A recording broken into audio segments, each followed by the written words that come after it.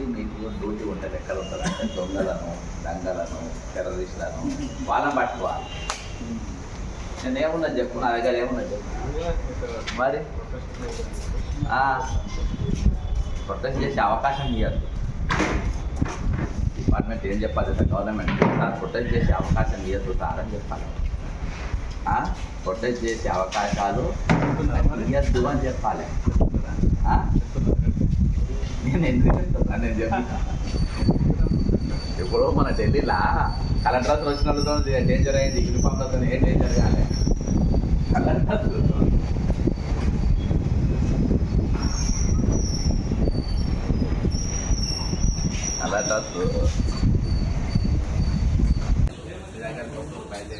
నాకున్నారు కదా సార్, ఎవరెవరు వస్తుంది అన్నీ చదువుతున్నారు.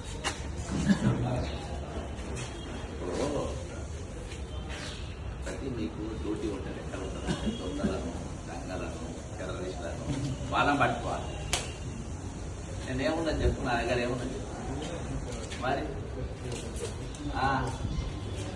ప్రొటెక్ట్ చేసే అవకాశం ఇవ్వాలి. డిపార్ట్మెంట్ ఏం చెప్పాలి గవర్నమెంట్. ముఖ్యంగా ఇవాళ మనము సెక్రటరియట్ పోదామనుకున్నాం. సెక్రటరియట్ పోదామని బయలుదేరాం. దేనికోసం సెక్రటరియట్ పోదామనుకున్నాం? మనకేమన్నా వచ్చిన పథకాలతో మనం బాగా బరువు పెరిగిపోదామనుకున్నామా? ఈరోజు మాకు వచ్చే జీతాలు ఎక్కువైపోయి బరువు పెరిగిన పోదామనుకున్నామా? ఈరోజు ఫీ ఎంబర్స్మెంట్ బాగా వచ్చేసి పిల్లలు బ్రహ్మాండంగా వాళ్ళు నౌకరీ చేస్తుండ్రు, అయినా కానీ మనకు తనివి తీరగా పోదామనుకున్నామా? దేనికోసం పోదామనుకున్నాం? ఈరోజు దేనికోసం మనం తెలంగాణ తెచ్చుకున్నాం? నీళ్ళు నియామకాల పేరుతో దేనికి తెచ్చుకున్నాము? ఆ రోజు జాబ్ క్యాలెండర్ ఉండే, ఆ రోజు ఉద్యోగాలు ఉండే, ఆ రోజు రిటైర్డ్ కాగానే తెల్లారే పైసలు వచ్చేటి. ఇవాళ రిటైర్డ్ ఎంప్లాయీస్ 100 మంది చచ్చిపోయినా కనీసం వాళ్ళ ముఖాలు దృష్టిలో లేదు. ఈరోజు 207 సంఘాలు ఉంటాయి భారతదేశంలో. ఏ రాష్ట్రంలో లేని సంఘాలు 207 సంఘాలు. రెవెన్యూ సంఘము, చదువుల సంఘము, చదువుల ఉద్యోగుల సంఘము, ఈరోజు సెక్రటరియట్ సంఘాలు, పోలీసు యూనియన్లు, ఇన్ని సంఘాలు ఉంటాయి.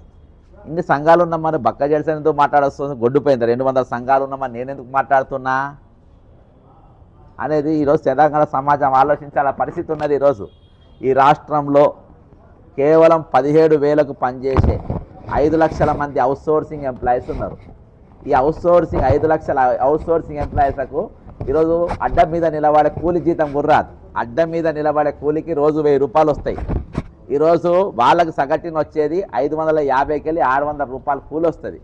అంటే 1000 రూపాయల కూలి మాట్లాడుకున్నప్పటికీ అందులో దాదాపు 13,000 కూలీలు మీకు జిఎస్టీ పేరు మీద, పిఎఫ్ పేరు మీద, ఈఎస్ఐ పేరు మీద కట్ చేసుకుంటారు. కానీ వాటికి గట్టరు మధ్యలో ఏజెన్సీలు. అవన్నీ దొబ్బేసి వీళ్ళందరూ పంచుకుంటారు. ఎవరు? అధికారులు, ఏజెన్సీలు ఆ కమిషన్లు పంచుకుంటారు. మొన్నటి దినాన ఇరిగేషన్ డిపార్ట్మెంట్లో పనిచేసేటటువంటి జనగాంకి వెళ్ళి వాళ్ళకు 15 నెలలకెళ్ళి జీతం రాలే.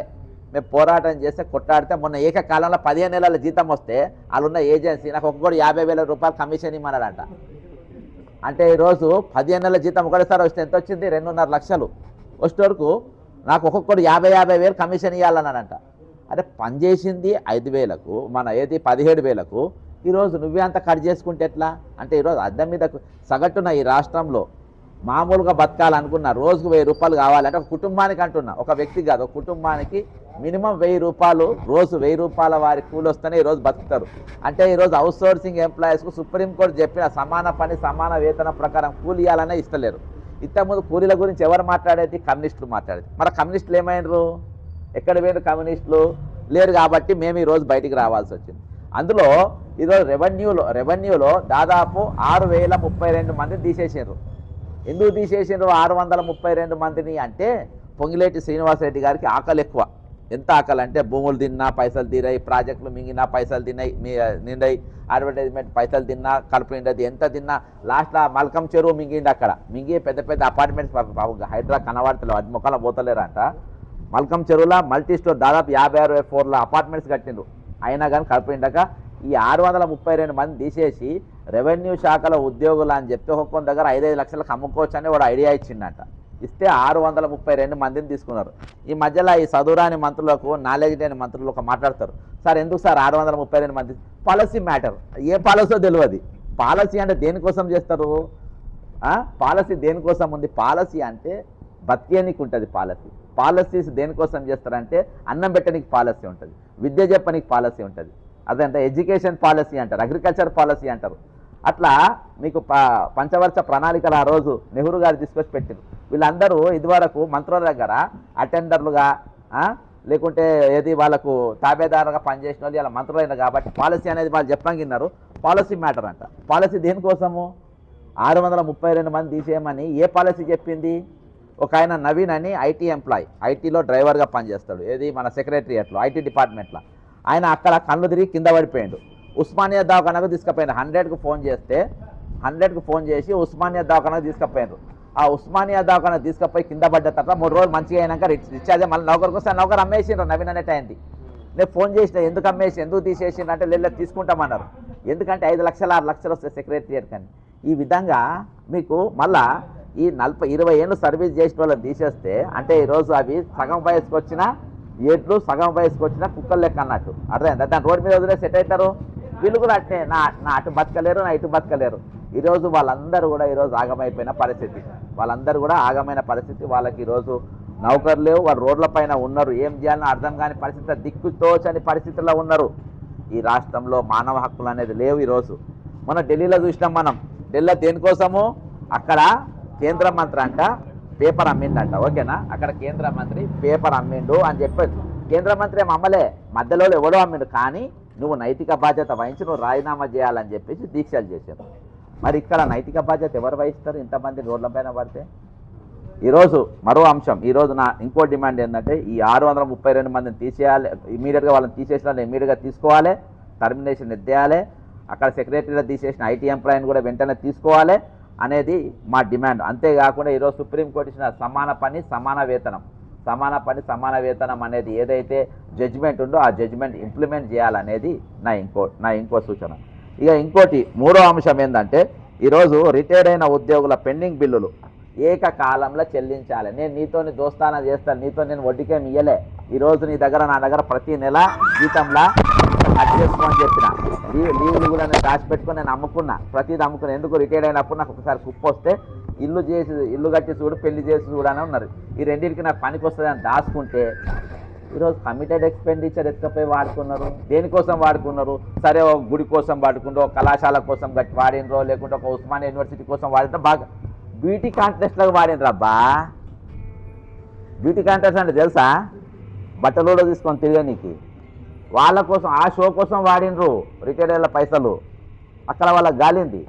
యూనియన్లో పోయి అడిగినరు, మేము కూడా పోయినా షో బాగుండే అని చెప్పినారు యూనియన్లు. మేము కూడా షోకు పోయినా చాలా బాగుండే అని అన్నారు. వీళ్ళకి ఇంకా కాలింది. మా సొంతం కలిసింది. ఈరోజు మేము ధర్నా చౌక్కి వెళ్ళి జంతర్ మంతర్ దాకా పోయినాము. చచ్చిపోయిన వాళ్ళను మొత్తం ఈరోజు ఎంతమందిని పెట్టినామంటే 100 మంది ఫోటోలు జంతర్ మంతర్ కాడ వచ్చేటోళ్ళం పోయేటోళ్ళు అందరికీ చూపించినాము. ఆడ పోలీసు వాళ్ళు చాలా మంచి వాళ్ళు. పాపం మేము అక్కడికి పోతే, సార్ మా దగ్గర మాధవని ఎస్ఐ గారు కూడా ఉండే, ఈయననే పోయి మాట్లాడేది ఆడ డిపార్ట్మెంట్లతో. సార్ మా దగ్గర 50 మంది పోలీసులు చచ్చిపోయిన సార్, రిటైర్డ్ అయిన వాళ్ళు, ఇప్పటిదాకా పైసలు లేవు సార్ అని. నేను ఈయన ఐడి కార్డు చూపి చెప్పిస్తామని ఫోన్ ఇస్తారుగా. అట్లా కోర్టుకు పోలేదంటే కోర్టుకు పోయినాం సార్ అన్నారు. అంతే కదా అడిగింది. కోర్టుకు పోయినామని అడిగిండ్రు. జడ్జిమెంట్ మాకే ఫేవర్గా వచ్చింది అన్నాడు. అయినా కానీ వాళ్ళు అక్కడ ఇంటలేరు అన్నారు. కంటెంప్ట్ అయిపోయింది అన్నాడు. కంటెంప్ట్కి వేసినాం అయినా కానీ ఇంటలేరు అన్నాడు. ఎన్ని కంటెంప్ట్లు వేసినా? 8 కంటెంప్ట్లు వేసారు. 8 కంటెంప్ట్ కోర్టు చెప్పినా కానీ వీళ్ళ పైసలు ఇవ్వాలి. ప్రతి శుక్రవారం కంటెంప్ట్ ఇవ్వాలి. ఎంత శుక్రవారం కదా. ఇవాళ హైకోర్టులో దాదాపు 170 కేసులు వస్తాయి. నేను ఇప్పుడు మీకు లిస్ట్ తీసిస్తా. 170 కేసులు 200 రిటైర్డ్ ఎంప్లాయీస్ కంటెంప్ట్ కేసులు వస్తాయి. అది కమిటెడ్ ఎక్స్పెండిచర్.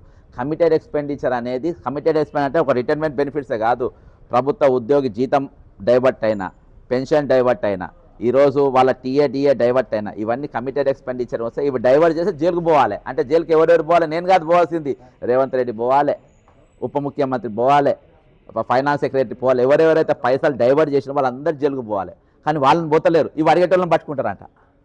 ఇవి అడిగేటోళ్ళను, ఈ రోజు మాట్లాడేటోళ్ళను కమిటెడ్ ఎక్స్పెండిచర్ అనే పదం ఎవరైనా నిన్నాడు? ఏ యూనియన్ లీడర్ అన్నా ఆ పదము లోపల నేను ఈ ఉద్యోగ నియామకాల జరిగే రాజ్యాంగం దాని పుస్తకాలను చదివి ఇది కమిటెడ్ ఎక్స్పెండిచర్ అనే పదం నేను బయటికి తీసినా. నేను దాన్ని ఇవాళ ఏ యూనియన్ ఈ రాష్ట్రంలో, ఈ తెలంగాణ రాష్ట్రంలో ఏ యూనియన్ కూడా కమిటెడ్ ఎక్స్పెండిచర్ అంటే ఏందో ఎవరు చెప్పలే ఈరోజు. అదే నా దగ్గర కంప్లీట్ డేటా ఉంది, ఏ పైసలు ఎంతెంత డైవర్ట్ చేసిండ్రో, దేనికి ఎంత ఇచ్చిందని. 2024-25కు అత్యధికంగా అంటే మూడు సంవత్సరాలు వయోపరిమితి పెంచింది కాబట్టి దాదాపు ఆ సంవత్సరము 4,000 మంది రిటైర్డ్ అయితే 16,000 కోట్లు రిలీజ్ అయినాయి. 16,000 కోట్లు మేము రిలీజ్ చేసినామని చెప్పేసి కాకు నివోతికి ఇచ్చింది ప్రభుత్వం. కానీ జరిగింది అంటే 16,000 డైవర్ట్ చేసి పడేసింది, ఎవరికి ₹1 అయ్యలే. 16,000 డైవర్ట్ అయిపోయినాయి. మేము అదే అడిగినాం. ఆఖరి అంశం, నేటి బాలలే రేపటి పౌరులు. ఇది పైన ఫీజు రియంబర్స్మెంట్. సెకండ్, నేటి బాలలే రేపటి పౌరులు. అర్థమైందా? ఇవాళ పిల్లలు 14 లక్షల మంది బహుజనులు. ఇవాళ బీసీలకు ఒక పార్టీ పెడతారు, మైనార్టీలకు ఒక పార్టీ ఉంటుంది, ఎస్సీలకు ఒక పార్టీ ఉంటుంది, అన్ని పార్టీలు ఉంటాయి కదా. అన్నిటి కూడా ఏది విద్యతోనే ఈరోజు ఏదైనా అభివృద్ధి సాధ్యం. అసొంటిది 14 లక్షల మంది గ్రాడ్యుయేట్ అయిపోతారు. గ్రాడ్యుయేట్స్కి ఎవరికి కూడా డిగ్రీలు వాళ్ళ చేతికి రావు. ఎందుకు రావు? ఫీజు రియంబర్స్మెంట్ కట్టలేదు. ఈరోజు ఫీజు రియంబర్స్మెంట్ కట్టక 14 లక్షల మంది డిగ్రీలు కంప్లీట్ చేసి సర్టిఫికెట్లు యాజమాన్యాలు ఇస్తలేవు ఈరోజు. అర్థమైందా? ఇయ్యక వాళ్ళు ఎంత ఇబ్బంది పడుతుండ్రు. ఇటు ఇండ్లల్లో తిట్ల పడుతుండ్రు, రోడ్ల మీద పోతే ఎక్కడ పని చేయలేరు. కనీసం ప్రైవేట్ కంపెనీలో పనిచేసిన వాళ్ళ దగ్గర సర్టిఫికెట్లు తాకట్టు పెట్టాలి. కాబట్టి వాళ్ళు కూడా ఇస్తలేరు. ప్రభుత్వ ఖాళీలపైన నువ్వు నోటీసులు ఇస్తే అవి కూడా ఇవ్వలేరు. మొన్న బ్రదర్ మీరు సాక్ష్యం, చీఫ్ సెక్రటరీ గారికి నేను ఫీజు రియంబర్స్మెంట్ మీద డాక్యుమెంట్ ఇచ్చి బయటకు వచ్చి ప్రెస్ మీట్ పెట్టిన. ప్రెస్ మీట్ కాడ మీడియా పాయింట్ కాడ ప్రెస్ మీట్ పెట్టొద్దు అంటాడు. ఈ భారతదేశంలో రైట్ టు స్పీచ్ లేదంటాడు. ఢిల్లీలో మళ్ళీ రైట్ టు స్పీచ్ కావాలి రేవంత్ రెడ్డికి. ఏరా ఢిల్లీలో రాహుల్ గాంధీకి ఢిల్లీలో రైట్ టు స్పీచ్ కావాలి. ఇక్కడ మాత్రం నేను మీడియా పాయింట్ కాడ మాట్లాడితే మీడియా కాడ పర్మిషన్ కావాలంట. మీడియా పాయింట్ కాడ మాట్లాడడానికి పోలీస్ పర్మిషన్ ఎక్కడిది? మాట్లాడుతుంటే ఒకటే నిమిషంలో నన్ను గద్దెనెత్తుకపోయినట్టు ఎత్తుకపోయారు. నేను ఏం మాట్లాడినా? ఈ 14 లక్షల మంది పిల్లల భవిష్యత్ గురించి మాట్లాడినా. మరి ఇలా ప్రతిపక్షాలు లేవా? ఎవరు లేరు, అందరూ ఉన్నారు. మరి ఎందుకు మాట్లాడతలేరు? ఎందుకంటే ఈ పైసలన్నీ ఎవరికి డైవర్ట్ అవుతాయి? ఒక మేఘాకు డైవర్ట్ అవుతాయి, ఒక రాఘవ డైరెక్ట్ అవుతాయి, లేకుంటే ఒక ఇది రిత్విక్ కన్స్ట్రక్షన్ సీఎం రమేష్ది ఆయనకు డైవర్ట్ అయితే ఏంటంటే అక్కడికి అన్ని పార్టీలకు తలాపావల పోతాయి. కాబట్టి ఇవి ఎవ్వరు ఏం మాట్లాడతారు? ఫోటోలు పెడతారు. రేవంత్ రెడ్డికి ఇంగ్లీష్ రాదు, ఇంగ్లీష్ వస్తే రాకుండా మనకేంది? మనకి ఇవి రావాలే కదా. రేవంత్ రెడ్డి ఇంగ్లీష్ రాదు, నాకు ఇంగ్లీష్ రాస్తున్నా పని లేదు, ఆయన ఏం మాట్లాడినా పని లేదు. నాకు కావాల్సింది, నాకు రావాల్సిన హక్కులు నాకు రావాలి. దాని గురించి ఈరోజు ఏ ప్రతిపక్షం డబ్బుల గురించి ఎవరు మాట్లాడు, వీళ్ళకి వచ్చే బకాయిల గురించి ఎవరు మాట్లాడు, వీళ్ళకి ఇవ్వాల్సిన జీతాల గురించి ఎవరు మాట్లాడు, వీళ్ళకి రావాల్సిన హక్కుల గురించి ఎవరు మాట్లాడు. వీళ్ళకి ఈరోజు 22 మంది చచ్చిపోతే, నీట్ ఎగ్జామ్ పేపర్ లీక్ 22 మంది చచ్చిపోతే దేశం మళ్ళా కల్లోలం అయిపోయింది. ఈరోజు రిటైర్డ్ అయిన వాళ్ళు 100 మంది చచ్చిపోతే ఎవడెందుకు మాట్లాడతలేరు అబ్బా? ఎవడెందుకు దీక్ష చేస్తే? వాళ్ళు మనుషులు కాదా అబ్బా? వాళ్ళు రిటైర్డ్ అయిన వాళ్ళు మనుషులు కాదా? 60 ఏళ్ళు దాటిన వాళ్ళు మనుషులు కాదా? లెక్క లేదా? ఈరోజు వాళ్ళంటే ముసలైన తల్లిదండ్రులు చాలా మంది పిల్లలకు లెక్క ఉండదు. 60 ఏళ్ళు దాటినంటే ఈ ప్రభుత్వానికి లెక్క ఉండాలి కదా. 40 సంవత్సరాలు మాకు సేవ చేసిండు, మేము వాళ్ళని కాపాడుకునే బాధ్యత మా పైన. 100 మంది 22 మంది చచ్చిపోతే దేశం అల్లకల్లోలం అయిపోయి కేంద్ర మంత్రి రాజీనామా చేసే కాడికి వచ్చింది. ఈరోజు 100 మంది రిటైర్డ్ ఉద్యోగాలు చచ్చిపోతే నేను మాట్లాడద్దా? ఈరోజు నేను మాట్లాడద్దా? ఈ దేశ పౌరునిగా యాజ్ ఎ కామన్ మ్యాన్ నేను మాట్లాడద్దా?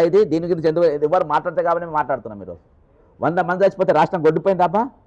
చిన్న ఇష్యూ ఇది, ఎందుకు చర్చ లేదు? నేను ప్రతిదీ ఫోటో, అదే నేను జంటల్ మంటల్లో ఫోటోలు పెడితే అందరూ చూసినారు. 12,534 మంది సుప్రీంకోర్టులోనే పిటిషన్లు వేయించిన, ఈసారి కూడా వేసిండ్రు. వీళ్ళందరికీ అక్కడికే లెటర్లు వచ్చినాయి, ఈసారి పైసలు వెంటనే ఇచ్చేయమని రాష్ట్రపతి గారు ఉత్తరం రాసిండ్రు. ఎవరికి రాసిండ్రు? ముఖ్యమంత్రి శ్రీమాన్ రేవంత్ రెడ్డి గారికి రాసిండ్రు. ఇది కమిటెడ్ ఎక్స్పెండిచర్, వాళ్ళ పైసలు వాళ్ళకి ఇవ్వమంటే ఆయన ఉత్తరం మళ్ళీ రిప్లై ఇచ్చిండు. మేము 100 రోజులలో వాళ్ళ పైసలు ఇస్తామన్నారు. 6,000 కోట్ల నేను 100 రోజులలో వాళ్ళ పైసలు అన్నీ ఇస్తామని చెప్పారు. వీళ్ళకి కూడా అందరికి పైసలు ఇస్తామని చెప్పి అందరికి లెటర్లు వచ్చినాయి. అందులో మళ్ళీ 100 కోట్లు ఏది కమిటేషన్ ఇస్తుండ్రు. ఇంత పెద్ద కుట్ర. కమిటేషన్ అంటే ఏం తెలుసా? ఇవాళ నాకు 100 రూపాయలు నాకు వస్తాయి, ఇవాళ ఒకరోజు హ్యాపీ, రేపంచలే 40% వడ్డీతో సహా జీతంకి కట్ చేసుకుంటారు. నిన్న వేసిండు రాత్రి. ఇలా మన చలో సెక్రటరియట్ అంటే రాత్రి పైసలు పడ్డాయి వీళ్ళందరికీ, ఈయనకు కూడా పడ్డాయి. ఇక రేపంచలు పెన్షన్ వడ్డీతో సహా 40% పైసలు రేపంచలు కట్ చేసుకుంటారు. 40% పెన్షన్ వెళ్ళిపోతుంది. అర్థమైందా? ఇంకోటి, ఇప్పుడు నీ పెన్షన్లకి 1.5% కట్ అవుతుంది కదా. దేనికోసం కట్ అవుతుంది? హెల్త్ కోసం కట్ అవుతుంది. నిన్న ఒక వరంగల్కి వెళ్ళి ఒక ఎస్ఐ ఫోన్ చేసిండు, సార్ నాకు దవాఖానకు వస్తుంది. రాకు సార్, మేము ఆరోగ్య భద్రత మేము కన్వర్ట్ చేసుకున్నాం. నీకు ఆరోగ్య భద్రత లేదు, హెల్త్ స్కీమ్ లేదు, ఏం లేదు. నువ్వు దవాఖాన రాకు, నువ్వు బిల్లులను ముద్ర కొట్టిస్తా, ముద్ర రికార్డింగ్ ఉందా కదా, ముద్ర కొట్టిస్తా, ఆ బిల్లులు తీసుకుపోయి అక్కడ ఇయ్యగానే నీ పైసలు సార్ ఇస్తలేరు సార్, నా పాత బకాయిలు ఏవి ఇస్తలేరు, మరి మీకు ఇవ్వకుండా నాకు ఇస్తారా, నేను వైద్యం చేయను బాగా జాప్తా చెప్పిండు. బాగా జాప్తా మన శ్రీధర్ గారు, శ్రీధర్ అన్నకు బాగా హెల్త్ కార్డు పని చేస్తలేదబ్బా. హెల్త్ కార్డు పేక ముక్కలు కూడా పనికిరా, పేకాడ ముక్కలన్నా పనికి వస్తాయి ఆడుకోనికి. హెల్త్ కార్డు పేకాడ ముక్కలు కూడా పనికిరావు, ఎందుకంటే దాని మీద రాణి జానీ జాకీ అవన్నీ ఉంటాయి కదా, అవన్నీ లేవంట బొమ్మలు. ఒక దిక్కు అవి, ఒక దిక్కు హెల్త్ కార్డు పెడితే బాగుండు, ఖాళీగా ఉన్నప్పుడు అవన్నీ ఆడుకుందరు కూర్చొని. అది లాంచింగ్ లాంచింగ్ బ్రహ్మాండంగా ఉంటుంది. అటర్ ఫ్లాప్ సినిమాకి కూడా బాగుంటుంది, అర్థమైందా? అటర్ ఫ్లాప్ సినిమాలకు కూడా లాంచింగ్ ఫుల్గా ఉంటుంది, కానీ థియేటర్లో పోతే జనాలు ఉండే. ఓటీటీలో కూడా రిలీజ్ కాదు అది, అర్థమైందా? ఓటీటీలో కూడా రిలీజ్ కాని సినిమా ఈ ఎంప్లాయీస్ హెల్త్ కార్డులు ఓటీటీలో కూడా పనికిరాని అసలు సినిమా. ఇప్పుడు ఈ సమస్యల పైన మనం మాట్లాడుతున్నాం అబ్బా. ఇవి ఏవైనా చట్ట వ్యతిరేకంగా ఉన్నాయా? అర్థమైందా? ఈరోజు ఇంతకుముందు ఈ రాష్ట్రంలో ఎవరన్నా పట్టుకొని ఎవరికి వచ్చేదంటే కొంతమంది కరడుగట్టిన నేరస్తులు, దొంగలను, 420లను, చిట్ ఫండ్లు ఎగ్గొట్టిపోయిన వాళ్ళను, మోసగాళ్లను, అర్థమైందా, టెర్రరిస్టులను, రేపిస్టులను వాళ్ళని పట్టుకొని పోలీసులు ఎవ్వరు దొరకకుంటే కలర్ డ్రెస్లలో పోలీసులు పట్టుకొని పోయేది. ఇవాళ రేవంత్ రెడ్డి గారు సేమ్ ఢిల్లీలో అమిత్ షా గారు ఏ విధంగా డ్రస్సులు లేకుండా ఎవరో తెలియకుండా పోలీసుని ఎట్లా పంపినరో ఇవాళ పొద్దుగాలకే నా గారికి ఆ విధంగా పంపినరు. దయచేసి ఎవరు ఏమన్నా ఉన్నది చెప్తాను, అర్థమైందా? నేను ఏదని పంపినరు, నేను ఎవరి హక్కులు భంగం చేసినా, ఎవరిని ఇబ్బంది పెట్టినా, నేను ఎవరన్నా రిటైర్డ్ అయిన ఎంప్లాయీ దగ్గర ఎవరన్నా ₹1 కమిషన్ తీసుకున్నా సార్, ఎవరి దగ్గర ఎవరి దగ్గర ఒక్కని దగ్గర ఛాయ్ కూడా నేను తాగలే, అర్థమైందా? ఒక్కరు ఛాయ్ కూడా తాగలే. నా కిరాయి నేను పెట్టుకున్న ఒక్కరి దగ్గర కూడా నేను దాదాపు ఇవాళకి నేను ప్రతి ఒక్కరికి మినిమం 25-30 లక్షలు ఇప్పించిన, ఒక్కరి దగ్గర నేను ఛాయ్ తాగలే. ఒక్క ఫోన్ కాల్. మరి నేను ఎక్కడ తప్పు చేసిన? ఈరోజు ఇవాళ నడుస్తుంది బ్లాక్ మెయిల్ల జమానా, దందాల జమానా నడుస్తుంది. అయినా కానీ మేము సిన్సియర్గా ఉండి వాళ్ళ కోసం మేము ఉద్యమాలు చేస్తూ మేము కొట్టాడుతూ ఉంటే ప్రభుత్వం ఈ విధంగా అమర్యాదగా వ్యవహరించడం అనేది పద్ధతి కాదు ఇది, అర్థమైందా? ఈ విధమైన ట్రీట్మెంట్ అంటే మిమ్మల్ని కూడా ఒక తీవ్రవాదిలాగా ట్రీట్ చేస్తారు అంటున్నారా?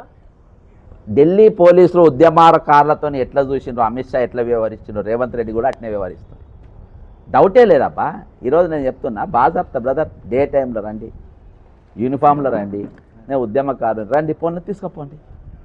ఇవాళ బ్రదర్ నేను సెక్రటరీ పోదామనుకున్నాను, 101% నేను పోతలేను బయటికి. నేను గేట్ దాటిపోతే, ఎందుకంటే కలర్ డ్రెస్ వచ్చిన వాళ్ళ కథ తెలియదు, నీకు కొడతారు వాళ్ళు ఎవరో తెలియదు అని చెప్తా కోట్ల, అర్థమైందా? కలర్లో కొట్టి మేము కాదని చెప్తారబ్బా, వాళ్ళు మా వాళ్ళు కాదంటారు. అసొంటి వాళ్ళు ఉన్నారు మన వాళ్ళు, పెద్ద ఆఫీసర్లు, అర్థమైందా? దీని వెనక ఏ ఆఫీసర్ ఏం పని చేస్తున్నా అంత పేర్లతో సహా తెలుసు, అర్థమైందా? కానీ ఈరోజు వాళ్ళు అంటే ముఖ్యమంత్రి దగ్గర మంచోడు అనిపించుకోనికి నేనేమన్నారు, ముఖ్యమంత్రి డిగ్రీలు 14 లక్షల మంది విద్యార్థులు డిగ్రీలు ఇంజనీరింగ్ కంప్లీట్ చేసి ఇంట్లో ఉన్న వాళ్ళంట అన్ఎంప్లాయ్ క్రిమినల్స్ అంట. పాపం రేవంత్ రెడ్డి గారు మర్చిపోయినట్టు గజనీ అయినట్టు, నీ పేరు మీద 79 క్రిమినల్ కేసులు ఉన్నాయి సార్, ఆన్ రికార్డు ఉన్నాయి, పొలిషన్లో ఎఫ్ఐఆర్లు ఉన్నాయి, అందులో 420 కేసులు 4 ఉన్నాయి, 420 కేసులు 4 ఉన్నాయి. 14 లక్షల మంది వాళ్ళకు నువ్వు ఫీజు రియంబర్స్మెంట్ కట్టవు, గత 7 సంవత్సరాలకి వెళ్ళి గత ప్రభుత్వం కట్టది, ఈ ప్రభుత్వం కట్టది. వాళ్ళందరూ ఈరోజు ఖాళీగా రోడ్ల మీద ఎవరు చేయబట్టి తిరుగుతున్నారు, నువ్వు చేయబట్టి తిరుగుతున్నావు. నువ్వు అవి ఇప్పించేసేయి ఏదో ఒక, నాకు అప్పుడు వాళ్ళు చేయకుండా అప్పుడు వాళ్ళ నేరాల ఘోరాలు బాగుపడితే అన్ఎంప్లాయ్ క్రిమినల్స్ అని అప్పుడు అనాలేను. ఇప్పుడు నువ్వు ఎట్లా వాళ్ళ క్రిమినల్స్ అంటావు? క్రిమినల్ నువ్వు పెట్టుకొని, బ్లాక్ మెయిలర్ నువ్వు పెట్టుకొని, అర్థమైందా? బ్రదర్ని ఎవరైనా వస్తే నేను చాలా మరి నువ్వు గూగుల్లో ఓపెన్ చేయి, రేవంత్ రెడ్డి గారు PCC అధ్యక్షుడు ఉన్నప్పుడు ఆయన అరెస్ట్ చేయకపోతే పోలీసులతో ఏ భాష మాట్లాడిండు? నేను ఆ భాష ఏమైనా మాట్లాడినా? ఏ భాష మాట్లాడిండు? నేను ఎవరికన్నా రెడ్ హ్యాండ్ పైసలు తీసుకుపోయి లంచం ఇస్తుంటే నేను ACBOలో దొరికి పోలీసులతో తన్నులు తినుకుంటే బయట పోయినా? నేను పోయినా? ఎవరికన్నా ఒక ఎమ్మెల్యేకు కట్టలతో పైసలు ఇచ్చి ఆ కట్టలు నేను లెక్క పెట్టుకుంటా, ఇగో ఇన్ని కట్టలు అని చెప్పి వాళ్ళ కట్టలతో సంచులతో నేను ఎక్కడ దొరికినా? నేను ఇలా ఎవరైతే ఆ రోజు ACB కానిస్టేబుల్ SLN CLN ఏమన్నా కానిస్టేబుల్ అయితే పట్టుకొని కలర్ డ్రెస్లో ఉన్న వాళ్ళు పట్టుకున్నారు, ఎవరినైతే కొట్టిండో వాళ్ళందరినీ ట్రేస్ చేసి లూప్ లైన్లలో పడేసిండ్రు. కొట్టిండ్రు ఆ రోజు పాపం రేవంత్ రెడ్డి అప్పుడు సీఎం కాదు కదా, మెడల మీద పటా పీకిండ్రంట. ఆ కొట్టిన మరి దొంగను కొట్టారు అబ్బా, నాసోను కొడితే పాపం కానీ దొంగను కొడతారు కదా, అట్లా మెడలిగా కొట్టిండ్రంట. నన్ను ఎవడెవడు కొట్టిండు అని అప్పటి వీడియోలు అన్నీ తీసి దొరకబట్టి ఒక ఆదిలాబాద్కు ఒక హోంమంత్రి అందుకనే పెట్టుకున్నాడు. హోంమంత్రిని పాపం కొట్టద్దు కదా, 101%. కాబట్టి ఈరోజు మనము ఆ విధంగా వ్యవహరించద్దు అన్న. నా దగ్గర తప్పులు ఉంటే మీరు 101% లోపల పెట్టుకోండి, నేను బెయిల్ కూడా తీసుకోను, నా బెయిల్ కూడా ఇవ్వడానికి ఎవరు రారు. కాబట్టి అవన్నీ కూడా మీరు మానుకోవాలి. ఈరోజు అప్రజాస్వామ్యాన్ని చర్యలు పాల్గొనాలి. నేను ఈ రేవంత్ రెడ్డి గారి పోలీసు చర్యలకు నిరసనగా ఈరోజు సెక్రటరీ దగ్గర పోదామనుకున్న నేను పోను. ఈరోజు ఒక పనిష్మెంట్ ఏంటో సార్, నేను రంగనాథ్ గారు ఒక 100 ఇల్లు కూడా కొట్టిండు. నేను రంగనాథ్ గారి ఇల్లు యూసుఫ్ కూడా పెద్ద చెరువులో ఉందని ప్రూవ్ చేసిన. నేను ఇల్లు ఉలగొట్టలేకపోవచ్చు, కానీ నేను పనిష్మెంట్ ఏదో చచ్చిపోయేదాకా ప్రతి మీడియా వాడు పోయి నేను అప్పుడే చెప్పిన, రంగనాథ్ గారు మీ ఇల్లు చెరువులో, అమ్మతో నా ఇల్లు చెరువులో లేదు. మా నాయన 40 ఏళ్ళకి దాని డాక్యుమెంట్లు ఉండే, దానికి లింక్ డాక్యుమెంట్ కూడా ఉండే, ఎందుకంటే చెరువే. అర్థమైందా? జీవితాంతం అదే నీకు పనిష్మెంట్ అని చెప్పిన. ఈరోజు మీకు పనిష్మెంట్ ఏం తెలుసా? నేను ఈరోజు ఉద్యమాన్ని ఏదైతే రైట్ టు స్పీచ్ ఇచ్చిందో, రైట్ టు క్వశ్చన్ అని ఇచ్చిందో, రైట్ టు యాజిటేషన్ ఇచ్చిందో, రైట్ టు క్వశ్చన్ అని ఇచ్చిందో, ఈరోజు నేను ఆ రైట్ను వినియోగించుకోవాలనుకున్నా. ఏ విధంగానైతే ఢిల్లీలో రాహుల్ గాంధీ గారు వినియోగించుకుండ్రు, ఏ విధంగా ప్రధానమంత్రి గారి ఇంటి గారికి రాహుల్ గాంధీ వెళ్ళి ధర్నా చేసిండో, ఆ విధంగా నేను కూడా వీళ్ళ హక్కుల గురించి సెక్రటరీ దగ్గర పోయి అడుగుదామనుకున్నా. కానీ హక్కు నీకు లేదంటున్నావు. ఎవరు? రాహుల్ గాంధీ వారసుడు లేదంటుండు, కాంగ్రెస్ పార్టీ వారసుడు లేదంటుండు. ఈరోజు తెలంగాణ ముఖ్యమంత్రి, కాంగ్రెస్ ముఖ్యమంత్రి, నీకు ఆ హక్కు ఇక్కడ తెలంగాణలో లేదంటుండ్రు. ఇక్కడ నీ అంతా పాలన నడుస్తుంది, మాకు ఢిల్లీలో ప్రజాస్వామ్యం కావాలి కానీ ఢిల్లీలో ప్రజాస్వామ్యం లేదంటుండ్రు. కాబట్టి నేను మరి నిజంగా తెలంగాణలో అటువంటి రాజ్యాంగాలు అదే మనకు కల్పించిండ్రా? ఈరోజు నేను బ్రదర్ ఒక ప్రశ్నించే గొంతుగా నేను ఉన్నా. మొన్న కూడా మీరు చూసిండ్రు, ఏసీబీ ఆఫీస్ ముందు నన్ను ఎట్లెత్తుకపోయినరు. అక్కడ అట్లా తీసుకుపోయి ఏమన్నా చేస్తే ఆ ప్రశ్నించే గొంతు కూడా ఉండదు. కాబట్టి ఈ గొంతు నేను కాపాడుకోవాలనుకుంటున్నా, నా ప్రాణాన్ని నేను కాపాడుకోవాలనుకుంటున్నా. అందుకనే నేను ఈరోజు నేను సెక్రటరీ దగ్గర పోను. ఎందుకు పోను అని అంటే, నేను రేవంత్ రెడ్డికి అవకాశం ఇవ్వద్దు అనుకుంటున్నా. రేవంత్ రెడ్డికి నేను అవకాశం ఇవ్వలేను. నువ్వు నా గురించి నన్ను ఏమన్నా ఏదైనా చేద్దాం, పొడుద్దాం, అది చేద్దామని. అర్థమైందా? నేను గట్టిగా నిలవాలనుకుంటున్నా, గట్టిగా పోరాడదాం అనుకుంటున్నా, నిటారుగా నిలబడదాం అనుకుంటున్నా. కాబట్టి గారు విద్యాశాఖ మంత్రిగా నన్ను రాజీనామా చేయమంటారు, నేను ఎందుకు చేస్తాను, బ్రహ్మాండంగా పరిపాలిస్తున్న విద్యాశాఖను అని అంటున్నారు. బ్రదర్ ఒకటి చెప్తుంటావా, నీకు మనిషికో మాట గొడ్డుకో దెబ్బ అని అంటారు. అర్థమైందా? పాత సామెత చెల్లని నోటుకు గీతలు ఎక్కువ, గిన్నెన్ని బియ్యానికంటే పొంగుడు ఎక్కువ అన్నట్టు. ఈరోజు బ్రదర్ నేనేం చెప్పా, ఆయనను మొన్న నేను జడ్జిమెంట్ పూర్తిగా చదవలేదన్నారు కదా హైదరాబాద్, దాన్ని ముందు పెట్టుకొని ఇంగ్లీష్లో చదువుమాను అబ్బా, జడ్జిమెంట్ అంతా ఏమొద్దు, జడ్జిమెంట్ మొత్తం చదువుమాను. అదేందా? కాబట్టి ఈరోజు ఆయన బ్రదర్ ఆయన టైం దగ్గర పడ్డది, ఆయన తీసేస్తున్నారు పక్క, నాకున్న సమాచారం. అర్థమైందా? ఆ ఫ్రస్ట్రేషన్లో ఉన్నాడు, సాధ్యమైన కొట్టుకుంటుండ్రు. ఈరోజు పూర్తి అప్రజా చర్యలో పాల్పడుతుంది. ఆయన దేనికి పనికిరాడబ్బా. విద్యాశాఖ హోంమంత్రి పనికిరాడు. ఒక క్రిమినల్ ఎట్లుంటాడబ్బా? 79 కేసులు ఉన్నాడు, ఎట్లా హోంమంత్రిగా ఉంటాడు? చీఫ్ మినిస్టర్గా ఎట్లుంటాడు? అర్థమైందా? ఏ పదవి, దాని కాదు, ఏ పదవి కూడా అర్హత లేదు నీకు. నేనేమన్నా దొంగనా అని దొంగనే అంటాడు. పోలీసు వాళ్ళు దొరికినప్పుడు నేను దొంగనా, నేను కనబడ్డట, అరే రెడ్డి అని దొరికినోడే ఆ మాటలు అన్నాడు కదా ఈరోజు. కాబట్టి ఈరోజు అప్రజాస్వామ్య చర్యలకు పాల్పడుతుండ్రు. దేనికి కూడా నా బ్రదర్, నాకు వ్యక్తిగతంగా రేవంత్ నాకు మంచి మిత్రుడు, కూర్చొని చాలా కానీ ఈరోజు పబ్లిక్ ఇష్యూస్ కాడికి వచ్చేటప్పుడు వారు ఎవరైనా సరే, తెలంగాణ తెచ్చుకుంది 12 మంది చచ్చిపోయింది. ఈరోజు ఆంధ్ర వాడు వాళ్ళేం మనకేం పెద్దగా ఇదేం చేయలేదు, నా జాబ్ నాకు ఇచ్చిన ఆత్మగౌరవం స్వయం పాలన అన్నాడు. కానీ మనంతో తన్నులు తింటున్నా కదా, 12 ఏళ్ళకే తన్నులు తింటున్నాం. ముక్కులు మూతులు అన్నీ వలిగిపోయినాయి తెలంగాణ ప్రజలై. భూములు పోయినాయి, జాగాలు పోయినాయి, నౌకర్లు పోయినాయి, రిక్రూట్మెంట్ లేదు, అప్పులు పెరిగినాయి. అర్థమైందా? అప్పులు పెరిగినాయి. బ్రదర్ నేను ఛాలెంజ్ చేసి చెప్తున్నా, నేను మాట్లాడకుంటే వీళ్ళకి ఒక్క పైసా వచ్చేది కానీ, రీడర్ ఎంప్లాయ్ వాళ్ళ ముఖం ముందు చెప్తున్నా, ఒక్క పైసా వీళ్ళకి వచ్చేది కాదు, ఒక్క పైసా. అర్థమైందా? ఈరోజు ఆ మాట్లాడే గొంతుకలు దానికి మీరు సాక్ష్యం, పైసలు వస్తున్న వాళ్ళ రాత్రి వీళ్ళ యూనియన్లో పెద్ద చాటపడ. ఈరోజు ప్రభుత్వం 207 సంఘాలు ఒక నోట్ రిలీజ్ చేసింది. ఏం రిలీజ్ చేసింది అంట? ఈరోజు ప్రభుత్వం చాలా పెద్ద హృదయంతో, ప్రజాప్రభుత్వం కాబట్టి మనకు 6,000 కోట్లు రిలీజ్ చేసిండ్రు అని అన్నారు. నన్ను కోసిన రూపాయి వెళ్ళదని చెప్పి వీళ్ళ మొక్కలకి వెళ్ళిపోయి అడిగితే, నన్ను కోసిన రూపాయి వెళ్ళది అని అడిగిండు. మరి ఆ కోసిన రూపాయి వెళ్ళనంతో 6,000 కోట్లు ఎట్లా వచ్చినాయో చెప్పాలి కదా. ఎవడన్నా మాట్లాడినా రిటైర్మెంట్ పైసలు ఎవరు మాట్లాడలే, ఇది ఒక ప్రాక్టీస్ కాకుండా పోయింది. కాబట్టి ఈరోజు ఢిల్లీలో కాంగ్రెస్ పార్టీకి, రేవంత్ రెడ్డికి ప్రజాస్వామ్యం కావాలి. ప్రధానమంత్రి ఇంటి ముందు పోయి రాహుల్ గాంధీ ధర్నా చేయడానికి అక్కడ అవకాశం రావాలి, దానికి కేసులు ఉండేవి. కానీ ఈరోజు మేము ముఖ్యమంత్రి ఇంటి కాడికి పోయిన కేసులు, సెక్రటరియట్ కాడికి పోయిన కేసులు, ఎక్కడైనా ఏసీబీ ఆఫీస్ ముందు మాట్లాడిన కేసులు, సెక్రటరియట్ మీడియా పైన దగ్గర మాట్లాడిన కేసులు. అదంటే ఈ స్వేచ్ఛనా ఆ స్వేచ్ఛనా? ఏ స్వేచ్ఛ? అది కాంగ్రెస్ పార్టీ చెప్పాలి, రాహుల్ గాంధీ గారు చెప్పాలి, తెలంగాణ ఇన్ఛార్జ్ చెప్పాలి. నిజంగా ప్రజాస్వామ్యం అంటే ఇదేనా? దీనికోసమే మన తెలంగాణ తెచ్చుకుంది కూడా మనం ఆలోచన ఖచ్చితంగా చేయాలి. కానీ ఈ డిమాండ్ న్యాయమైన డిమాండు. ఈ న్యాయమైన డిమాండ్ ప్రభుత్వం ఖచ్చితంగా దీన్ని ఎవరు కూడా కాదు అని ఎవరు అన్నారు.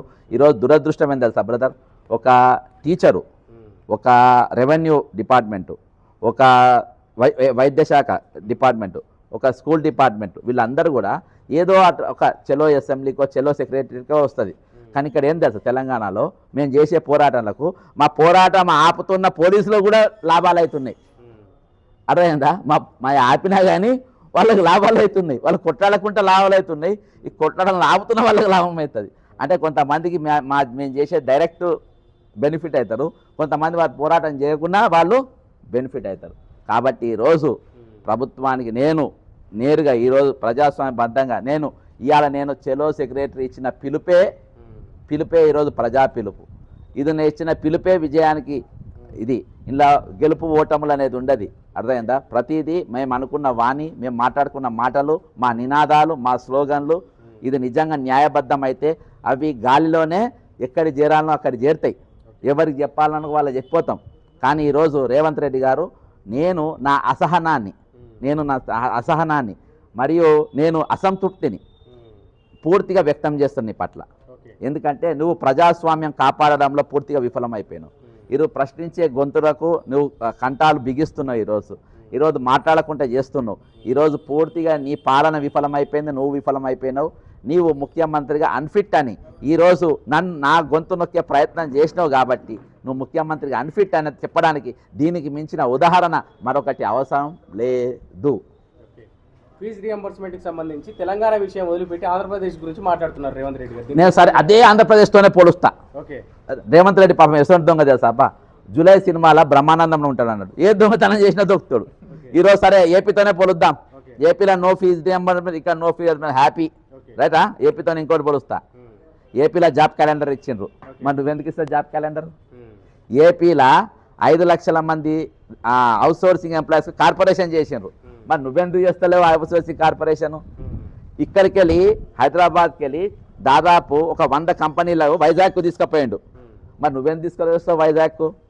ఇవాళ స్విస్ బ్యాంక్లో దావోస్కు పోయింది కదా, స్విస్ బ్యాంక్లో 18 కొత్త అకౌంట్లు స్విస్ బ్యాంక్లో తెలంగాణ వాళ్ళు తీసుకున్నారు. ఎవరెవరు తీసుకున్నారో చెప్పండి. మీరు పెట్టుబడులు దేనికి పోయిందా? పెట్టుబడులు పెట్టిన 18 అకౌంట్లు కొత్తగా మొన్న 2025 దావోస్కు మన అక్కడ జరిగినటువంటి సమ్మిట్లో తెలంగాణకి వెళ్ళి కొత్తగా 18 అకౌంట్లు, అంటే మినిమం ఒక అకౌంట్ 100 కోట్లు తక్కువ ఇయ్యారు కదా అందులో, అంటే ఒక్కరు మినిమం బ్యాలెన్స్ 100 కోట్లు. అర్థమైందా? అంటే అటువంటి 18 అకౌంట్లు క్రియేట్ అయినాయి. ఈ 18 అకౌంట్లు ఎట్లా అకౌంట్ అయినాయి? అర్థమైందా? చెప్పాలి, రేవంత్ రెడ్డి గారు చెప్పాలి ఎవరి పైసలు పోయినాయి. కాబట్టి ఈరోజు నువ్వు పోల్చుకో ఏపీతోని. నేను ఏపీతో అంటే ఏపీలో వీళ్ళిద్దరు ఉన్నారు అక్కడ, ఏది గురూజీ ఉన్నాడు, శిష్యుడు ఇద్దరు ఉన్నారు. మాకు సంబంధం లేదు అని చెప్తున్నారు రేవంత్ రెడ్డి. అవునబ్బా, నీకు సంబంధం లేదు. ఈరోజు నీ సంబంధం లేదని అంటున్నా. మరి అక్కడ జాబ్ క్యాలెండర్ ఇచ్చింది కదా, ఇవాళ నువ్వు ఇవ్వాలి కదా బ్రదర్. 14 లక్షల మంది ఇక్కడ ఓటర్లు, 14 లక్షల మంది ఐడి కార్డులు. ఈ రాష్ట్రంలో ఉన్న రోడ్ల మీద ఉంటే బిచ్చగాడు కూడా ఈ రాష్ట్ర పౌరుడే. రోడ్డు మీద భిక్షగాడు కూడా ఈ రాష్ట్ర పౌరుడే. రోడ్డు మీద రోజు తాగే తాగుబోతు కూడా ఈ రాష్ట్ర పౌరుడే. ఎందుకంటే నీకు రోజు ట్యాక్స్ కడతాడు.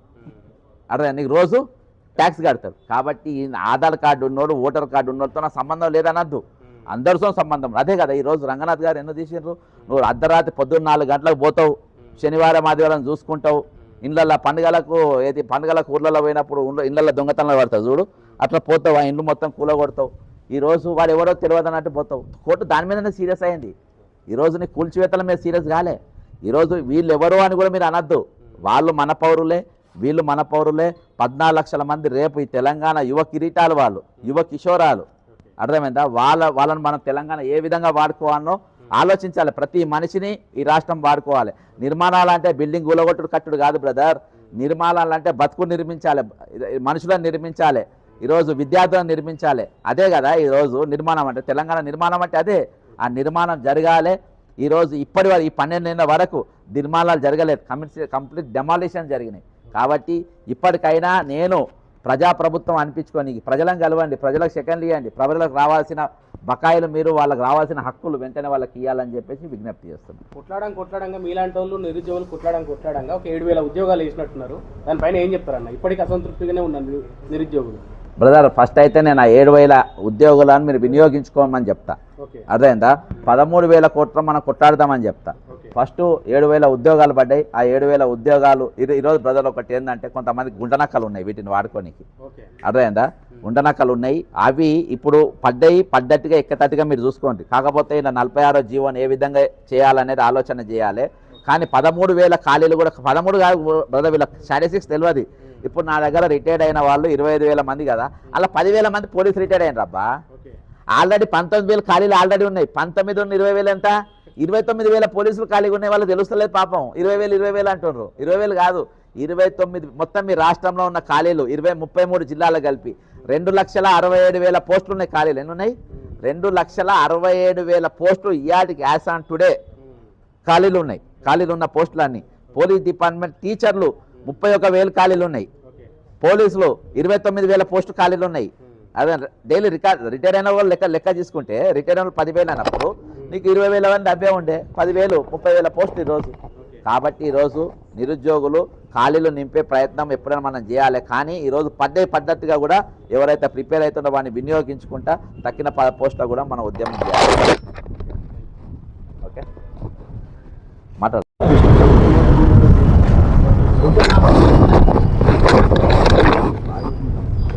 మా జడ్సన్ గారు, ఈ విద్యార్థులు రిటైర్డ్ ఎంప్లాయీస్ కోసం గత 2 సంవత్సరాలు బట్టి ఎడతెరిగి పోరాటం చేస్తున్నారు. ఇక్కడ ఇన్హ్యూమన్ అన్లాఫుల్ గవర్నమెంట్స్ ఏం చేస్తున్నాయి ఇవన్నీ అణగదొక్కేసి వాళ్ళ కోరికలన్నింటినీ ఈయన ఒక్కరే ఒంటి చేతితో డీల్ చేయడం కొంతవరకు విజయం సాధించారు. అయితే ఈ ప్రభుత్వాలు ఖచ్చితంగా ఈ విషయంలో ఎందుకు దాటానికి వెళ్తాయి? హామీలు ఇచ్చినాయి, విపరీతమైన హామీలు ఇచ్చినాయి. హామీలు తప్పించుకునే ధోరణిలో ఎవరు అడిగినా సరే క్వశ్చనింగ్ చేసిన వాళ్ళు తొక్కేసినప్పుడు అసలు ఎవరు ముందుకు రావట్లేదు. ముందుకు రాని పరిస్థితులు ఈ పరిస్థితి అదే అధికార పార్టీకి చెందుండి కూడా ఆ పదవులు పోగొట్టుకొని బయటకించినా కూడా వదలని పోరాటం చేస్తున్నారు. రోజు ఇదే. ఇప్పుడు ఇంచుమించు మీ ఇద్దరం కూడా 1 సంవత్సరం నుంచి కలిసి పని చేస్తున్నాం. ల్యాండ్ అక్విజిషన్స్ పైన, రిటైర్డ్ ఎంప్లాయీస్ పనుల పైన ఢిల్లీ వరకు కూడా వెళ్ళి కోర్టులో కేసులు ఎన్ని రకాలు చేయాలో చాలా గొప్ప ఐడియాలజీ, చాలా దీనికి గొప్ప తయారు చేశారు. ఎవరైతే అణగారిన వర్గాలు, విద్యార్థులు, ఇటువంటి నిరుద్యోగులు, రిటైర్డ్ ఎంప్లాయీస్ అన్ని సెక్షన్లు ఆపడే విషయాలు మంచి అజెండా పెట్టుకొని ముందుకెళ్తున్నారు. ప్రజల్లో ప్రతిస్పందన లేదు అంటే అది వాళ్ళకి ఉపయోగపడుతుంది కాబట్టి వాళ్ళు బయటకు రావడం లేదు, వాళ్ళు బాధలు పట్టడం లేదని అర్థం చేసుకోవాలి. ఈ పోరాటాలు అందరికీ లాభపడుతున్నాయి. దీంట్లో ప్రభుత్వానికి కూడా లాభపడుతుంది. ఎందుకంటే ప్రభుత్వానికి కూడా సమస్యలు తెలుస్తున్నాయి ఏంటంటే పబ్లిక్ నుంచి. అంతకుముందు కళ్ళు మూసుకొని ఇది అడిగినోడు ఎవడు అడుగుతాడు, ప్రతిపక్షాలు ఎవడుగుతాయి, అన్ని హైకమాండ్లు అన్నీ కుమ్మకు. ఢిల్లీ 2 హైకమాండ్లు ఉంటాయి, పక్క స్టేట్ ఒక హైకమాండ్ ఉంటుంది, పాత అపోజిషన్ ఒక హైకమాండ్. ఈ గవర్నమెంట్లు ఇంకేం పని చేస్తాయి? ఇక్కడ ఇట్లాంటి ఇండిపెండెంట్ వరకు బయలుదేరి ప్రజల్లోకి వెళ్ళి సమస్యలు తీసుకొచ్చి బయటికి తీసుకొచ్చి పోరాడుతుంది. ఇదే కంటిన్యూ చేసుకుంటూ పోతే నిజంగా ప్రజల్లో కూడా ఒక ఇది రావాలి, చైతన్యం రావాలి. రేపు ఢిల్లీలో నీట్ ఎగ్జామ్ పేపర్ లీక్ అయింది. అంతకంటే ఇక్కడ నిరుద్యోగులు ఎంత బాధలు ఉన్నాయి. ఇక్కడ వాళ్ళకి ఇంజనీరింగ్ పూర్తి చేసి బయటకు వస్తే ఫీజు రింబర్స్మెంట్ లేదు, ఆరోగ్యశ్రీ అలవాటు చేశారు, ఆరోగ్యశ్రీ లేదు, రైతు బంధు అలవాటు, రైతు బంధులు లేవు. అంతా అస్తవ్యస్తం గందరగోళం గత ప్రభుత్వం చేసింది. భజగోవిందం ఏదో శతం అన్నట్టు తయారైంది. అవతీసిన గంధం ఆ తాతకి దేనికి సరిపోయింది. ఈ ఆదాయం అప్పులు తెచ్చాం, ఈ యొక్క సోది సరిపోయింది. ఇది ఏది కూడా ఖచ్చితంగా అసలు చట్టబద్ధ పాలన లేదు. కోర్టు 2 సంవత్సరాలు ఎన్నిసార్లు ప్రభుత్వాన్ని ఎగ్జిస్ట్ స్టిక్సెస్ పాస్ చేసి స్టేషన్ లోపల పెడతానని, కమిషన్ లోపల పెడతాను. అది ఎవరికి పోతుంది? అంతా క్రెడిట్ చీఫ్ మినిస్టర్ పోవాలి. ఆ చీఫ్ మినిస్టర్ పట్టించుకున్నప్పుడు ఇంక ప్రజలు ఏం చేయగలుగుతారు? నిస్సహాయాలు.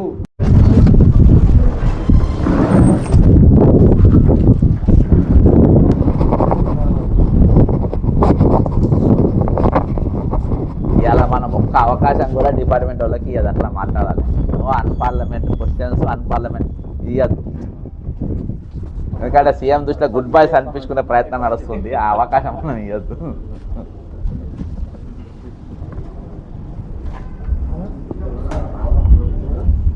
రాండి.